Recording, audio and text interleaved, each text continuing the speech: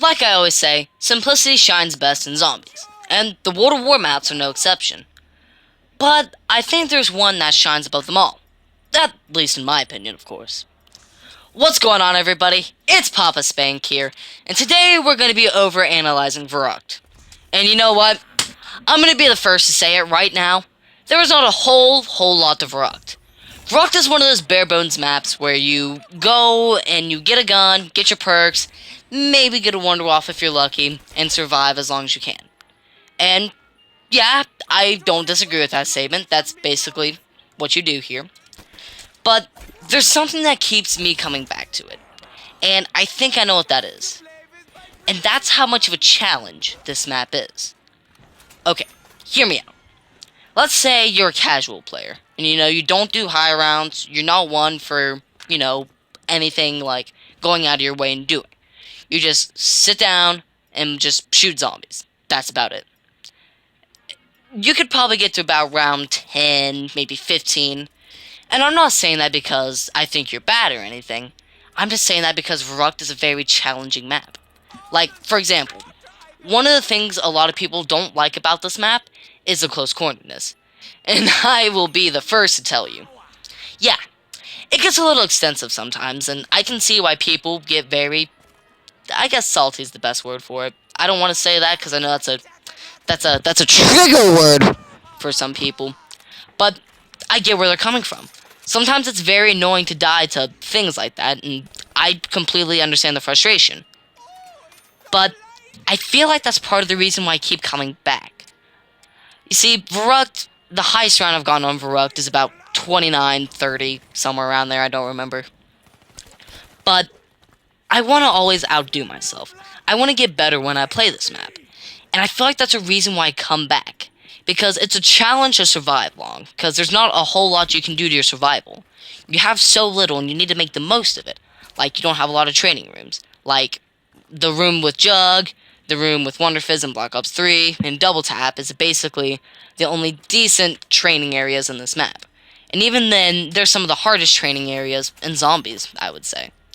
But with that being said, the amount of skill you need to survive to like 40, and God may I say 50, you need to be like, I don't know, Noah J or someone that talented. Because it is very, very struggling. And I can't imagine the mentality of the people.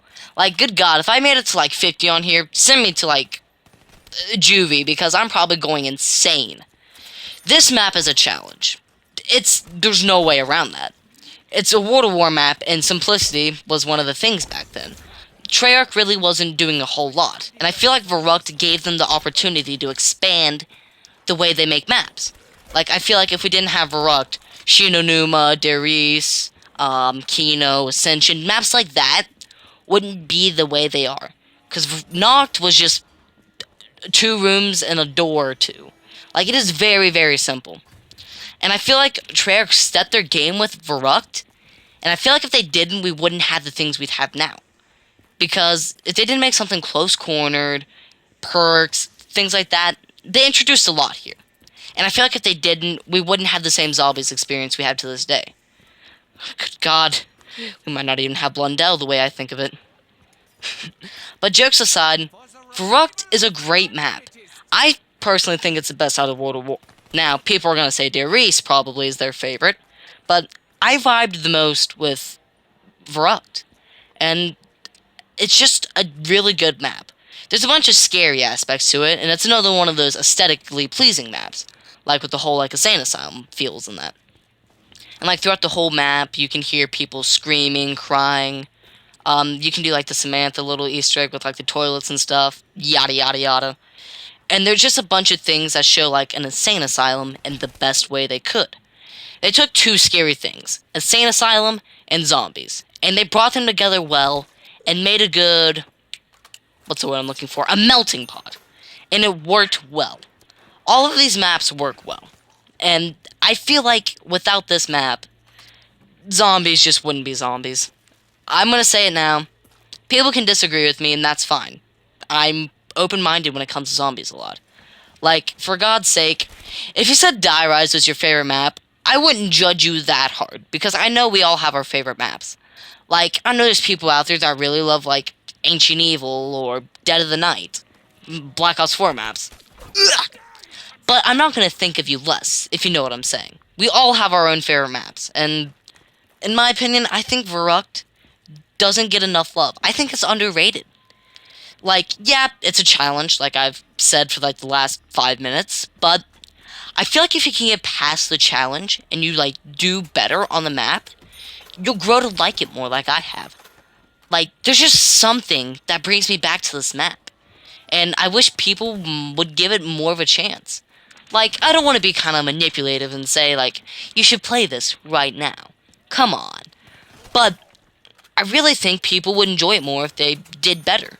And that's not because I think people are bad. Not at all. I just wish there was a realm, a time period, a alternate universe where Verrückt got more love than it has. I think it gets crapped on a lot more, and I feel like it needs a little bit more to it. Like, we've seen it remastered, what? See, you got Black Ops 1, Black Ops 3, and Revelations. So it's been remastered about, like, 3 times. And, you know, I think each map iteration has been great. Like, yeah, I think Black Ops 1 was scarier and more challenging, definitely, because in Black Ops 3 you have gobblegums and you can just rely on those a lot. So, I mean, at that point, gobblegums are just kind of crutches in Black Ops 3, and it's not as challenging as having, like, the World of War guns in Black Ops 1. And I feel like that adds more of a challenge, obviously. And, basically, this map is underrated. I will be the first to tell you that. And something about this map just makes me so happy. Like, I always have a great time playing Verrückt. Unless I get cornered and I die! That's where things get a little fuzzy for me, and where I think people don't like it as much. Because there's a bunch of bullshit ways to die in this map. Verrückt will always be a good map, in my opinion. It will always be a fantastic World of War map. And I think Verrückt is scary. Yeah, it has the spoopy elements in there. And it has the challenge elements. Challenge? Oh my god. The challenge elements. And I feel like it's all balanced all around. Like, with the close corneredness and the way the map's laid out, I think it's unique. We haven't seen anything like that, especially when it came out back in, what? 2009? 10? Somewhere around there.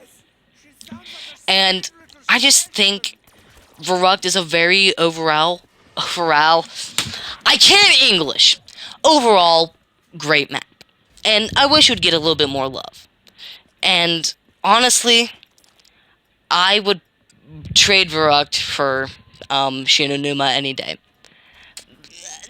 I think the whole community would. Well, that's about all I have to say about Verrückt. I really love the map. There's no way around that.